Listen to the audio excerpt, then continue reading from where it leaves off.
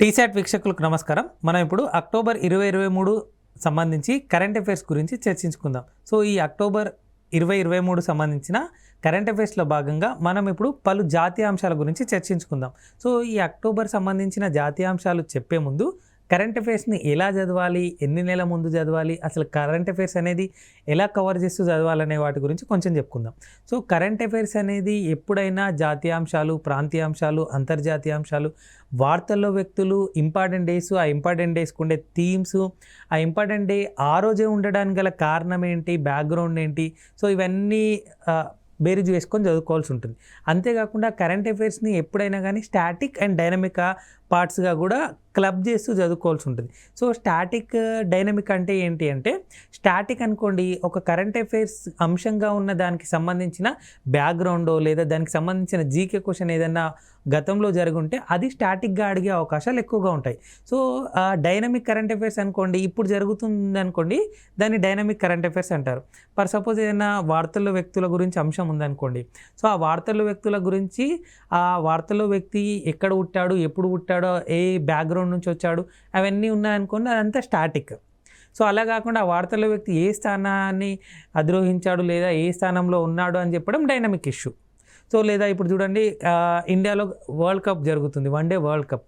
So one day world cup ఇండియాలో జరుగుతుంది కాబట్టి ఈ వరల్డ్ కప్కు సంబంధించిన అంశాలు ఎగ్జామ్ పాయింట్ ఆఫ్ వ్యూలో అడగడమే స్టాటిక్. సో ఇక్కడ జరుగుతుందిగా 2023లో. సో ఇంతకుముందు ఇప్పుడు ఎప్పుడైనా జరిగిందా భారతదేశంలో, లేదా వన్డే వరల్డ్ కప్లో భారతదేశం నెగ్గిందా, ఎప్పుడు నెగ్గింది? సో 2011లో ఒకసారి నెగ్గింది, 1983లో కపిల్ సారథ్యంలో, 2011 ధోని సారథ్యంలో నెగ్గింది. అవన్నీ కూడా స్టాటిక్ సంబంధించిన అంశాలు, ఇప్పుడు జరుగుతున్న అంశానికి రిలేటెడ్గా ఉండే అంశాలు.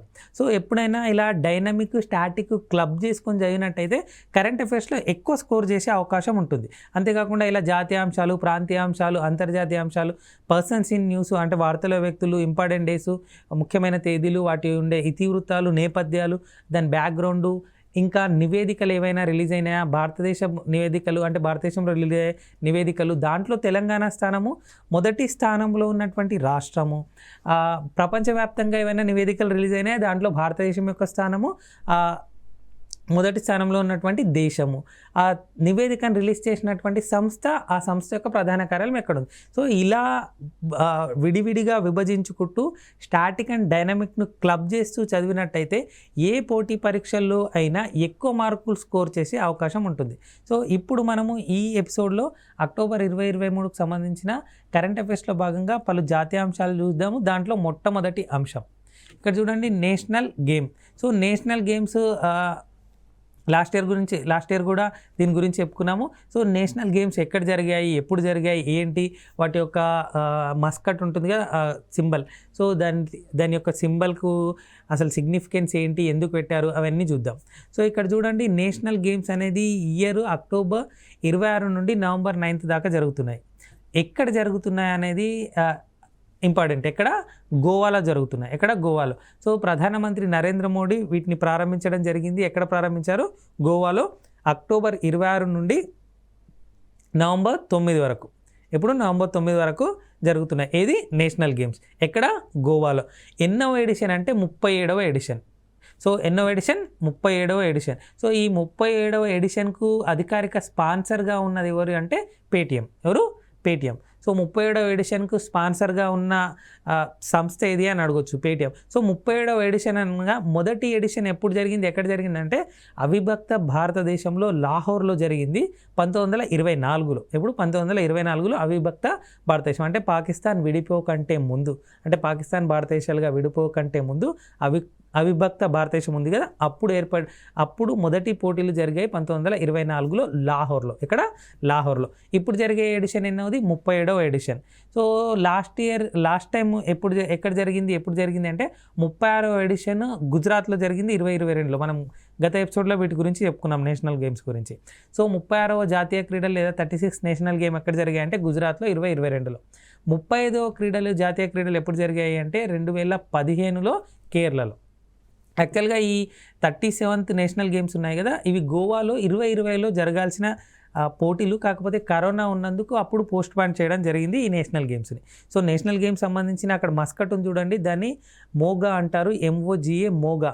సో మోగా అంటే అక్కడ పర్టికులర్గా కొంకణి భాష ఎక్కువగా మాట్లాడతారు గోవాలో. ఆ కొంకణి భాషలో లవ్ అని అర్థం. ఏంటి? లవ్.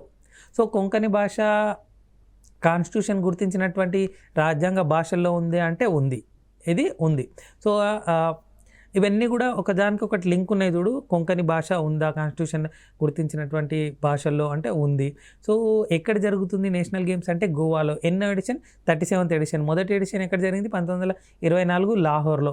36వ ఎడిషన్ ఎక్కడ జరిగింది అంటే గుజరాత్లో జరిగింది. 35వ ఎడిషన్ ఎప్పుడు జరిగింది? 2015లో కేరళలో జరిగింది. సో నెక్స్ట్ ఎక్కడ జరగబోతుంది? 38వ ఎడిషన్ నేషనల్ గేమ్స్కి సంబంధించి ఉత్తరాఖండ్లో. ఎక్కడ? ఉత్తరాఖండ్లో. సో ఒక అంశం చూడండి, నేషనల్ గేమ్స్ అనేది ఎక్కడ జరుగుతున్నాయి అనేది గోవాలో. ఎన్నో ఎడిషన్ అనేది 37. ఎవరు ప్రారంభించారంటే ప్రధానమంత్రి నరేంద్ర మోడీ. సో స్పాన్సర్ ఎవరు దీనికి అంటే పేటీఎం వాళ్ళు స్పాన్సర్. దీని యొక్క మస్కట్ పేరు ఏంటి అంటే మోగా. మోగా అంటే MOGA. మోగా అంటే కొంకణి భాషలో లవ్. సో ఇవన్నీ కూడా ఏంటి అంటే dynamic related current affairs. So దీనికి సంబంధించిన స్టాటిక్ సంబంధించిన కరెంట్ అఫైర్స్ ఏంటి అంటే డైనమిక్ అంటే ఇప్పుడు జరుగుతున్నవి. సో స్టాటిక్ ఏంటంటే వీటి రిలేటెడ్గా ఉన్నటువంటి అంశాలు. సో అది చూడండి, 36వ జాతీయ క్రీడలు ఎక్కడ జరిగాయని అడగవచ్చు. ఎక్కడ? గుజరాత్ 2022లో. 35వ జాతీయ క్రీడలు ఎక్కడ జరిగాయని అడగవచ్చు. 2015 కేరళలో. ఎక్కడ? కేరళలో. సో నెక్స్ట్ 38వ జాతీయ క్రీడలు ఎక్కడ జరుగుతాయి అని అడగవచ్చు. ఎక్కడ? ఉత్తరాఖండ్లో. సో ఒక అంశాన్ని చూడండి, ఎప్పుడు ఎక్కడ ఎలా జరిగాయి, సో ఎవరు కండక్ట్ చేస్తున్నారు, దాని స్పాన్సర్ ఏంది, దాని మస్కట్ ఏంది, ఇవన్నీ కూడా చాలా చాలా ఇంపార్టెంట్. సో ఇది నేషనల్ గేమ్స్కి సంబంధించిన అంశం. ఇంకొక అంశం చూద్దాం. నెక్స్ట్ అంశం vigilance awareness week. So vigilance awareness వీక్ని ఎవరు కండక్ట్ చేస్తున్నారంటే కేంద్ర విజిలెన్స్ కమిషనర్. సో అవినీతికి సంబంధించిన అంశాలు అవన్నిటిని కూడా ఎవరు చూస్తారు భారతదేశంలో అంటే సెంట్రల్ విజిలెన్స్ కమిషనర్ వాళ్ళు చూస్తారు, CVC. సో దీని మేరకు విజిలెన్స్ అవేర్నెస్ వీక్ అనేది తీసుకురావాలి అని చెప్పి ఒక అవేర్నెస్ వీక్ పెట్టడం జరిగింది. ఎప్పటి నుండి ఎప్పటి వరకు అంటే అక్టోబర్ 30 నుండి నవంబర్ 5 వరకు. సో అక్టోబర్ 30 నుండి నవంబర్ 5 వరకు విజిలెన్స్ అవేర్నెస్ వీక్ని ఎవరు ప్రారంభించారు, ఎవరి ఆదేశాల మేరకు ప్రారంభించారు అంటే కేంద్ర vigilance commissioner, central vigilance commissioner. So దానికి సంబంధించి సెంట్రల్ విజిలెన్స్ కమిషనర్గా ఎవరున్నారు ప్రస్తుతం అంటే ప్రవీణ్ కుమార్ శ్రీవాస్తవ. ఎవరు? ప్రవీణ్ కుమార్ శ్రీవాస్తవ. సో మొట్టమొదటిసారిగా ఎప్పుడు ఏర్పడింది అంటే ఎప్పటి నుండి ఇది అమల్లో ఉంది అంటే 1964లో నుండి ఉందండి. ఎవరి కమిటీ త్రూ దీన్ని ఏర్పాటు చేశారనేది కూడా చాలా చాలా ఇంపార్టెంట్. చాలా ఎగ్జామ్లో అడిగారు. సంతానం కమిటీ. ఎవరు? సంతానం committee. So central vigilance commission ఎవరి రికమెండేషన్ త్రూ ఏర్పడింది అని అడగచ్చు. ఎవరు అంటే సంతానం. సో సంతానం కమిటీ రికమెండేషన్ త్రూ ఈ సెంట్రల్ విజిలెన్స్ కమిషన్ ఏర్పడింది. 1964 నుండి మన భారతదేశంలో దీని సేవలు అందిస్తుంది. సో అప్పుడు మొట్టమొదటిసారిగా సెంట్రల్ విజిలెన్స్ కమిషనర్గా ఉన్నటువంటి వ్యక్తి ఎవరు అంటే నిట్టూరు శ్రీనివాసరావు. ఎవరు? నిట్టూరు శ్రీనివాసరావు. ప్రస్తుతం సెంట్రల్ విజిలెన్స్ కమిషనర్గా ఉన్నటువంటి వ్యక్తి ఎవరు అంటే Praveen Kumar Srivastava. So central vigilance awareness week గురించి చెప్పుకున్నాం కదా. ఎప్పటి నుండి ఎప్పటి వరకు? అక్టోబర్ 30 నుండి నవంబర్ 5 వరకు. సో దానికి సంబంధించిన థీమ్ ఏముంది చూడండి అంటే ఇతివృత్తము అవినీతికి నో చెప్పండి, దేశానికి కట్టుబడి ఉండండి. సో కరప్షన్ చేయొద్దు, దేశం పైన ప్రేమతో ఉండండి అనేది దాని ముఖ్య ఉద్దేశం. సో థీమ్ ఏంటి? విజిలెన్స్ అవేర్నెస్ వీక్ యొక్క థీమ్ ఏంటి? అవినీతికి నో చెప్పండి, దేశానికి కట్టుబడి ఉండండి అనేది ఈ ఇయర్ విజిలెన్స్ అవేర్నెస్ వీక్ యొక్క థీము. ఎప్పటి నుండి ఎప్పటి వరకు జరుపుకుంటున్నారు? అక్టోబర్ 30 నుండి నవంబర్ 5 వరకు. సో ఎవరు దీన్ని నిర్వహిస్తున్నారంటే విశాఖ పోర్ట్ అథారిటీ వాళ్ళు దీన్ని నిర్వహించడం జరిగింది. సో ఎవరి ఆదేశాల మేరకు? సెంట్రల్ విజిలెన్స్ కమిషనర్ వాళ్ళ ఆదేశాల మేరకు. సో సెంట్రల్ విజిలెన్స్ కమిషనర్గా ఎవరున్నారు ప్రస్తుతం అంటే ప్రవీణ్ కుమార్ శ్రీవాస్తవ. సో మొట్టమొదటి సెంట్రల్ విజిలెన్స్ కమిషనర్ ఎవరు భారతదేశానికి అంటే నిట్టూరు శ్రీనివాసరావు. ఎవరు? నిట్టూరు శ్రీనివాసరావు. నెక్స్ట్ అంశం millet festival. So millet festival ఇటీవల నెక్స్ట్ మంత్లో జరగబోతుంది అంటే నవంబర్ మంత్లో జరగబోతుంది. సో ఎప్పుడు అంటే November 4th 2023. So November 4th 2023 జరగబోతుంది. ఎక్కడ అంటే హైదరాబాద్లో. ఎక్కడ? హైదరాబాద్లో. ప్రాంతీయాంశాల పరంగా జాతీయాంశాల పరంగా చాలా చాలా ఇంపార్టెంట్ పెట్టండి. మిల్లెట్ ఫెస్టివల్ ఎక్కడ జరగబోతుంది? హైదరాబాద్లో నవంబర్ 4th 2023. ఎక్కడ? హైదరాబాద్లో. ఎవరు దీన్ని నిర్వహిస్తున్నారంటే డక్కన్ డెవలప్మెంట్ సొసైటీ వాళ్ళు దీన్ని నిర్వహిస్తున్నారు. ఏ ప్రాంతంలో జరగబోతుంది అంటే సైఫాబాద్లోని టెలిఫోన్ భవన్ సమీపంలో ఉన్నటువంటి కాలేజ్ ఆఫ్ హోమ్ సైన్సెస్లో. ఎక్కడ? కాలేజ్ ఆఫ్ హోమ్ సైన్సెస్లో. సో మిల్లెట్ ఫెస్టివల్ ఎక్కడ జరగబోతుంది నవంబర్ 4th అంటే హైదరాబాద్లో. ఎక్కడ? హైదరాబాద్లో. నెక్స్ట్ అంశం హాల్ మార్కింగ్ కేంద్రాలు. సో హాల్ మార్కింగ్ కేంద్రాలు అంటే ఇప్పుడు ఒక ముద్ర వేయడము, దాని నాణ్యత గురించి బిఏఎస్ఐ అట్లా హాల్ మార్కింగ్ ఉంటుంది కదా, ఆ హాల్ మార్కింగ్ కేంద్రాలు ఒక రాష్ట్రంలో ప్రతి జిల్లాలో ఉన్నట్టుగా వార్త ఉంది. అంటే ప్రతి జిల్లాలో వీటిని ఏర్పాటు చేయడం జరిగింది. సో ఎన్ని జిల్లాలు ఉన్నాయంటే 14 జిల్లాలు ఉన్నాయి. ఆ 14 జిల్లాల్లో దీన్ని ఏర్పాటు చేయడం జరిగింది. ఎక్కడ అంటే కేరళలో. ఎక్కడ? కేరళలో. సో మొత్తం 14 జిల్లాల్లో హాల్ మార్కింగ్ కేంద్రాలను ఏర్పాటు చేసినటువంటి మొదటి రాష్ట్రం ఏది అనొచ్చు. లేదా మొత్తం జిల్లాలో అంటే 14 అని చెప్పి అక్కడ మీకు హింట్గా ఉండాలి అని చెప్పి 14 అని ఇంక్లూడ్ చేయడం జరిగింది. సో ఒక రాష్ట్రంలో మొత్తం జిల్లాల్లో హాల్ మార్కింగ్ కేంద్రాలను ఏర్పాటు చేయడం జరిగింది. ఏ రాష్ట్రమో అని అడగవచ్చు. ఏ రాష్ట్రం అంటే కేరళ. ఎన్ని డిస్ట్రిక్ట్స్ ఉన్నాయి అక్కడ? 14 డిస్ట్రిక్ట్స్. సో అక్కడ ముఖ్యమంత్రిగా పనిచేస్తున్న వ్యక్తి ఎవరు? పినరయ్ విజయన్. ఎవరు? పినరయ్ విజయన్. నెక్స్ట్ అంశం జై భీమ్ ముఖ్యమంత్రి ప్రతిభా వికాస్ యోజన. జై భీమ్ ముఖ్యమంత్రి ప్రతిభా వికాస్ యోజన. అక్కడ ప్రతిభా వికాస్ ఇదేంటంటే ఈ స్కీమ్ ఏంటి అంటే ఎస్సీ, ఎస్టీ, ఓబీసీ, ఈడబ్ల్యూఎస్ వర్గాలకు చెందిన వ్యక్తులు ఉంటారు కదా, అర్హత గల విద్యార్థులు.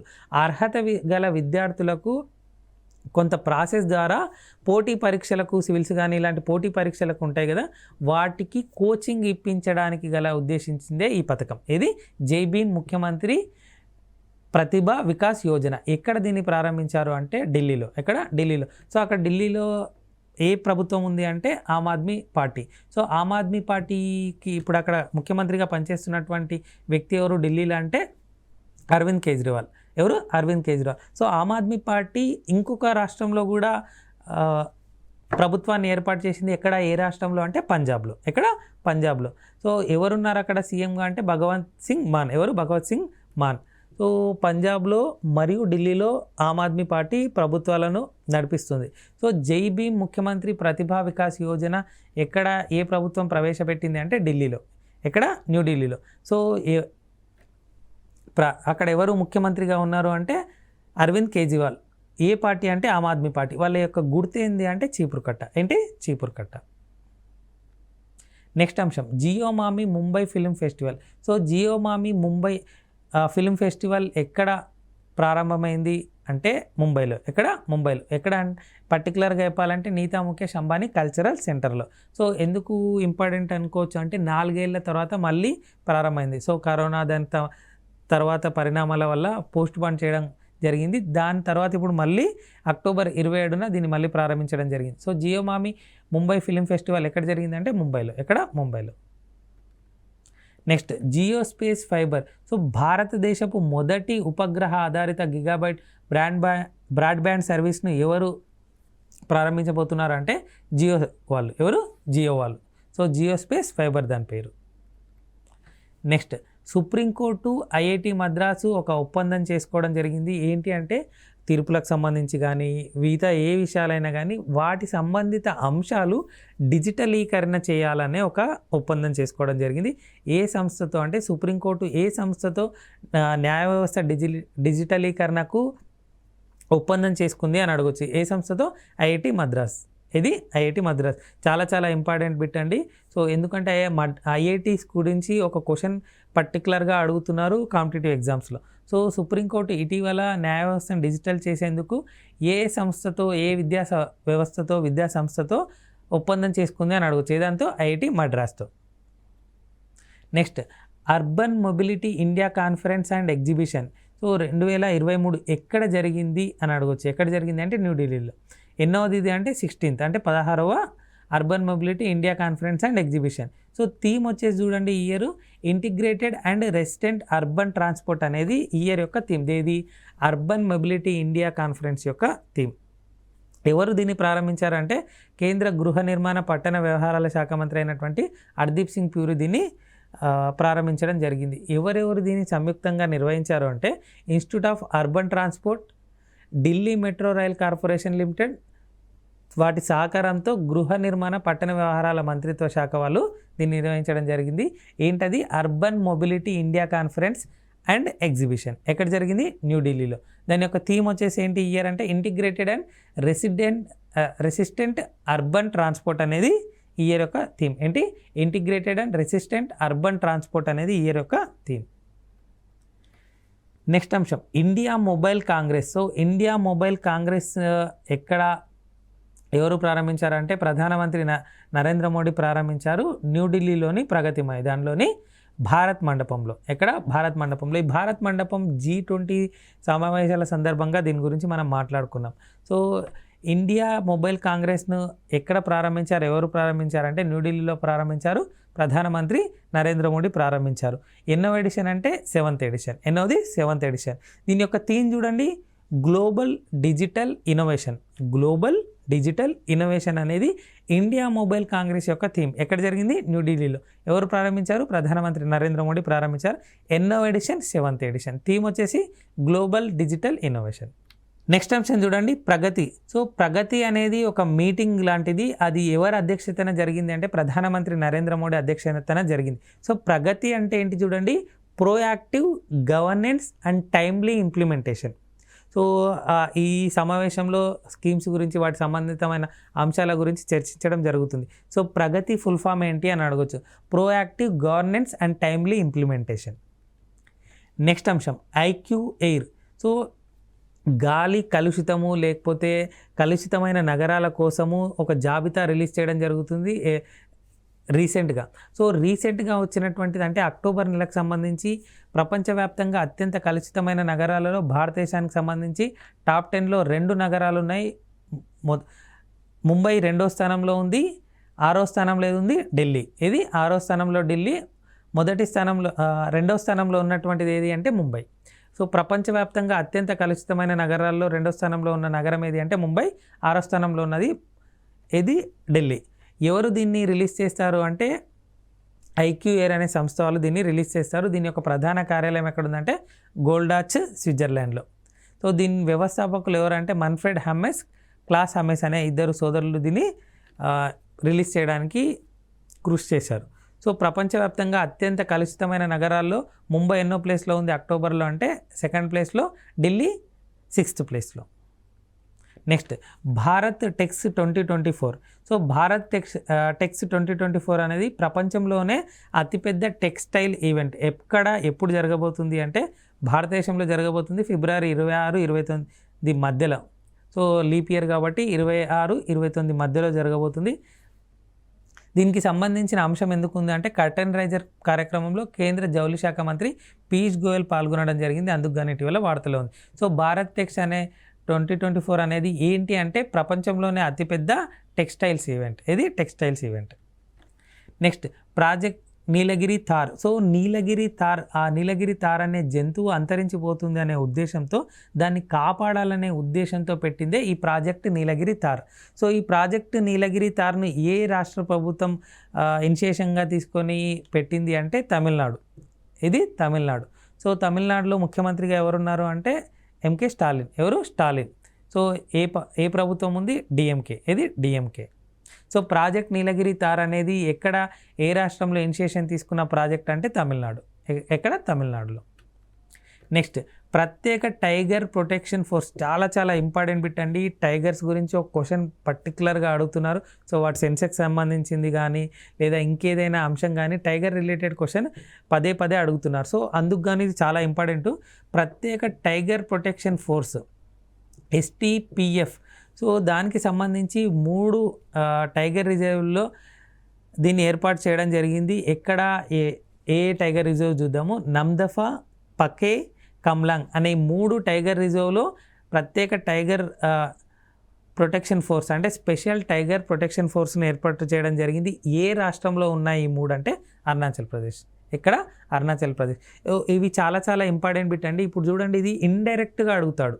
ఎలా అంటే ప్రత్యేక tiger protection force, special tiger protection force ఎక్కడ ఏర్పాటు చేసింది అనకుండా నమ్దఫానో, పకేనో, కమ్లాంగో ఈ 3లో ఏదో ఒకటి ఇచ్చి ఇది ఏ రాష్ట్రంలో ఉన్న టైగర్ రిజర్వ్ అని అడగొచ్చు.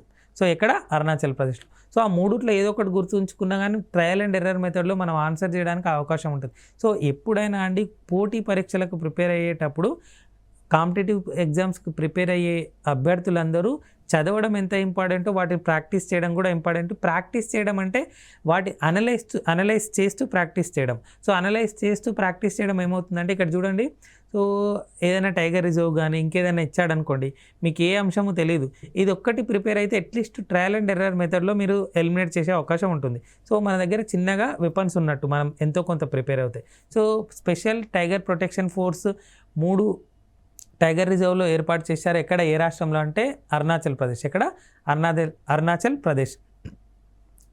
ఆ టైగర్ రిజర్వ్ అంటే నమ్దఫా, పకే, కమ్లాంగ్, ఈ 3 టైగర్ రిజర్వ్లో దీన్ని ఏర్పాటు చేయడం జరిగింది. నెక్స్ట్ శ్రద్ధాంజలి ఫ్లైఓవర్. సో అస్సాం రాష్ట్రంలో ఇటీవల అత్యంత పొడవైన, రెండవ అత్యంత పొడవైన, సో మొదటి అత్యంత పొడవైన దాని గురించి మనము గత ఎపిసోడ్లో మాట్లాడుకున్నాం. దాని పేరేంటి, Nilachal flyover. So Nilachal flyover ఎక్కడుంది, అస్సాంలో. ఎన్ని మీటర్ల పొడవు అది, 2.63 కిలోమీటర్ల పొడవు. సో అస్సాం రాష్ట్రంలో రెండో అతిపెద్ద ఫ్లైఓవర్ని ఏర్పాటు చేయడం జరిగింది. దాని పేరు ఏంటంటే శ్రద్ధాంజలి ఫ్లైఓవర్. ఏంటి, శ్రద్ధాంజలి ఫ్లైఓవర్. ఎన్ని కిలోమీటర్లు అది, 2.28 కిలోమీటర్స్. ఏది, 2.28 కిలోమీటర్స్. ఎవరు దీన్ని ప్రారంభించారంటే అస్సాం ముఖ్యమంత్రి అయినటువంటి హిమంత బిశ్వ శర్మ దీన్ని ప్రారంభించడం జరిగింది. సో ఎగ్జామ్ పాయింట్ ఆఫ్ వ్యూలో ఎలా అయినా అడగొచ్చండి, అస్సాం రాష్ట్రంలో అత్యంత పొడవైన ఫ్లైఓవర్ ఏది అని అడగొచ్చు. ఏది అంటే నీలాచల్ ఫ్లైఓవర్. లేదా అస్సాం రాష్ట్రంలో రెండవ అతిపెద్ద అయిన ఫ్లైఓవర్ ఏది అని అడగొచ్చు. ఏది, శ్రద్ధాంజలి ఫ్లైఓవర్. సో ఎక్కడున్నాయి, అస్సాంలో. నెక్స్ట్, చక్కెర ఎగుమతులపై ఆంక్షలు. సో స్థానిక ధరలను తగ్గించేందుకు వీటిని నిర్ణయం తీసుకోవడం జరిగింది. ఈ ఆంక్షలు అక్టోబర్ వరకు ఉండేవి, దాన్ని అక్టోబర్ తర్వాత కూడా పొడిగించడం జరిగింది ఇటీవల. సో ఎందుకు అంటే స్థానిక ధరలను తగ్గించేది. సో స్థానిక ధరలు పెరిగిపోతున్నాయి, మనం ఎగుమతులు చేసినట్టయితే మళ్ళీ ఇంకా పెరిగే అవకాశం ఉంది. సో వాటిపైన ఆంక్షలు విధించడం జరిగింది. ఇటీవల ఏ వంట సామాగ్రిపై లేదా దేనిపై, ఏ పదార్థంపై భారతదేశ ప్రభుత్వం ఎగుమతులపై ఆంక్షలు విధించింది అని అడగొచ్చు. దేనిపైన, చక్కెర పైన. దేనిపైన, చక్కెర పైన. Next, regional rapid transit system. So RRTS భారతదేశంలోనే మొదటిది అని చెప్పుకోవచ్చు. ఎక్కడి నుండి ఎక్కడి వరకు అంటే ఢిల్లీ మరియు మీరట్ మధ్య దేని గుండా వెళ్తుందంటే గజియాబాద్ గుండా వెళ్తుంది. ఎవరు దీన్ని ప్రారంభించారు అంటే ప్రధానమంత్రి నరేంద్ర మోడీ ప్రారంభించారు. సో చాలా వేగంతో వెళ్తుంది. So one type of metro train లాగా అనుకోవచ్చు, పైన వెళ్తుంది ఇది. So regional rapid transit system. So ఎక్కడి నుండి ఎక్కడి వరకు, ఢిల్లీ టు మీరట్. ఇది Delhi to Meerut, Ghaziabad via Ghaziabad. Next, global maritime India summit 2023. So global maritime India summit 2023 లేదా GMIS 2023 ఎక్కడ, ఎవరు ప్రారంభించారంటే ముంబైలో ప్రారంభించారు. 3వ ఎడిషన్. ప్రధానమంత్రి నరేంద్ర మోడీ వర్చువల్ విధానంలో దీన్ని ప్రారంభించారు. ఇలా వర్చువల్ విధానంలో. సో గ్లోబల్ మ్యారిటైమ్ అంటున్నాం కాబట్టి ఏ శాఖ దీన్ని నిర్వహిస్తుండొచ్చు, ఓడరేవులు, షిప్పింగ్ మరియు జలమార్గాల మంత్రిత్వ శాఖ దీన్ని నిర్వహిస్తుంది. దానికి వచ్చేసి కేంద్ర శాఖ మంత్రిగా ఎవరున్నారంటే సర్బానంద సోనోవాల్. ఎవరు, Sarbananda Sonowal. So global maritime India summit 2023 ఎక్కడ జరిగింది అంటే ముంబైలో. ఎవరు ప్రారంభించారంటే ప్రధానమంత్రి నరేంద్ర మోడీ వర్చువల్ విధానంలో ప్రారంభించారు. ఎన్నో ఎడిషన్ అంటే 3వ ఎడిషన్. ఎన్నో ఎడిషన్, 3వ ఎడిషన్. ఏ మంత్రిత్వ శాఖ దీన్ని నిర్వహిస్తుంది అంటే ఓడరేవులు, షిప్పింగ్ మరియు జలమార్గాల మంత్రిత్వ శాఖ దీన్ని నిర్వహిస్తుంది. దానికి మంత్రిగా ఎవరు పనిచేస్తున్నారు ఇప్పుడు అంటే సర్బానంద సోనోవాల్. నెక్స్ట్ అంశం, జస్టిస్ సిద్ధార్థ్ మృదుల్. సో వార్తల్లో వ్యక్తులుగా జస్టిస్ సిద్ధార్థ్ మృదుల్ ఉన్నారు. దేనికి సంబంధించి అంటే మణిపూర్ హైకోర్టు ప్రధాన న్యాయమూర్తిగా నియమించబడ్డటువంటి వ్యక్తి. ఎవరు, జస్టిస్ సిద్ధార్థ్ మృదుల్. సో మణిపూర్కి సంబంధించిన అంశం కాబట్టి ముఖ్యమంత్రిగా ఎవరున్నారు అక్కడ, బీరేన్ సింగ్. ఎవరు, బీరేన్ సింగ్. సో జస్టిస్ సిద్ధార్థ్ మృదుల్ ఏ రాష్ట్ర హైకోర్టుకు ప్రధాన న్యాయమూర్తిగా నియమించబడ్డారు అని అడగొచ్చు. ఏ రాష్ట్రానికి, మణిపూర్ రాష్ట్రానికి. ఏది, మణిపూర్ రాష్ట్రానికి. నెక్స్ట్ అంశం, APAAR ID. So APAAR ID అనేది ఏంటి, one nation one student ID card ఇది. సో ఏంటి, one nation one student ID card. So automated permanent academic account register. ఏంటి, అపార్ అంటే ఏంటి, automated permanent academic account register. ఇది భారత ప్రభుత్వం విద్యాశాఖ కలిసి దీన్ని ప్రొడ్యూస్ చేయడం జరుగుతుంది. సో అపార్ ఐడి ఏంటి అంటే భారతదేశంలో ఉన్నటువంటి స్టూడెంట్కు వన్ ఐడెంటిటీ కార్డ్ లాగా పనిచేస్తుంది. సో అపార్ అంటే ఫుల్ ఫామ్ గుర్తుంచుకోండి, automated permanent academic account registry. ఏంటి, one nation one student card APAR full form ఏంటంటే automated permanent academic account registry. Next అంశం గడ్కరీ అనే ఒక చలనచిత్రం ఇటీవల రిలీజ్ అయింది. ఎవరి పైన తీశారు దీన్ని అంటే కేంద్ర రోడ్డు రవాణా శాఖ మంత్రిగా పనిచేస్తున్నటువంటి నితిన్ గడ్కరీ పైన దీన్ని తీయడం జరిగింది. సో దాన్ని నితిన్ గడ్కరీ జీవితం ఆధారంగా తెరకెక్కించినటువంటి చిత్రం ఏంటి అని అడగొచ్చు. ఏంటి అంటే గడ్కరీ.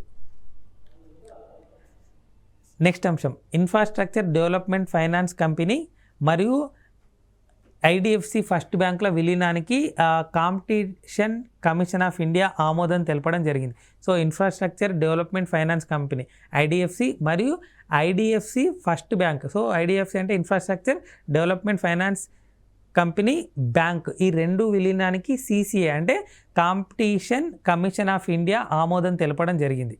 సో ఈ కాంపిటీషన్ కమిషన్ ఆఫ్ ఇండియా ఆమోదం తెలిపాక వీటికి సంబంధించి కొన్ని షరతులు వాటిని చెక్ చేసుకొని వాటికి పర్మిషన్ ఇవ్వాలా విలీనానికి లేదా చూస్తుంది. దాంట్లో సెబీ పర్మిషన్ ఉండాలి, ఆర్బీఐకి సంబంధించిన అంశాలు ఉంటాయి, ఎన్సిఎల్టీకి సంబంధించిన అంశాలు ఉంటాయి. ఇవన్నీ కూడా చూసుకున్నాక దానికి విలీనానికి ఏ ఒడిదుడుకులు లేవంటే ఈ రెండు విలీనం అవుతాయి. ఇంతకుముందు హెచ్డిఎఫ్సి గురించి విలీనం గురించి మాట్లాడుకున్నాం. సో ఎగ్జామ్ పాయింట్ ఆఫ్ వ్యూలో అది అడిగారు.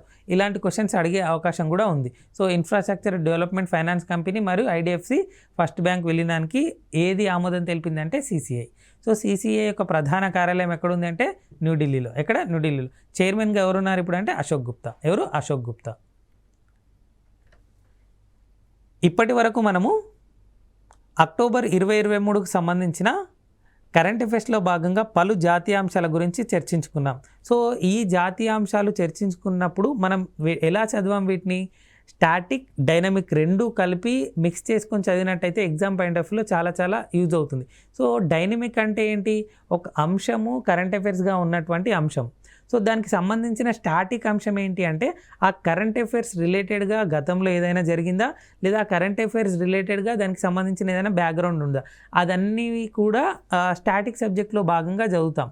సో ఇప్పుడు చూడండి, రామప్ప టెంపుల్ గురించి ఏదైనా న్యూస్ ఉందనుకోండి ఫర్ సపోజ్, ఆ రామప్ప టెంపుల్ ఎవరు కట్టారు, ఎప్పుడు కట్టారు, ఏంటి, దానికి సంబంధించిన అంశాలు ఏంటివి అనేది స్టాటిక్ సబ్జెక్ట్లో భాగంగా ఉంటాయి. సో ఇందాక మనం నేషనల్ గేమ్స్ గురించి చెప్పుకున్నాం. సో 37th నేషనల్ గేమ్స్ అని చెప్పాను. 37 నేషనల్ గేమ్స్ ఎక్కడ జరిగాయి అంటే గోవాలో. సో దానికి సంబంధించి 36th ఎక్కడ జరిగాయి గుజరాత్లో, 35th ఎక్కడ జరిగాయి కేరళలో, ఫస్ట్ ఎక్కడ జరిగాయి 1924 లాహోర్లో అంటే అవిభక్త భారతదేశంలో. సో దానికి సంబంధించిన డాటా అంతా కూడా ప్రీవియస్గా ఉన్న డాటా అంతా కూడా స్టాటిక్గా వస్తుంది.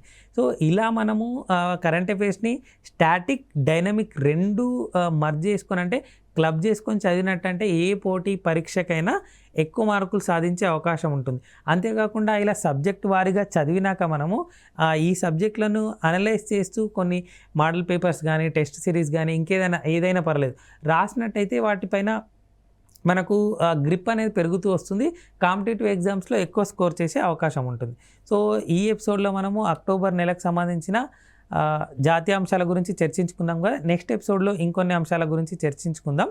టీశాట్ వీక్షిస్తున్నటువంటి పోటీ పరీక్షల అభ్యర్థులందరికీ టీశాట్ తరపున ఆల్ ద బెస్ట్ తెలుపుతూ ధన్యవాదాలు.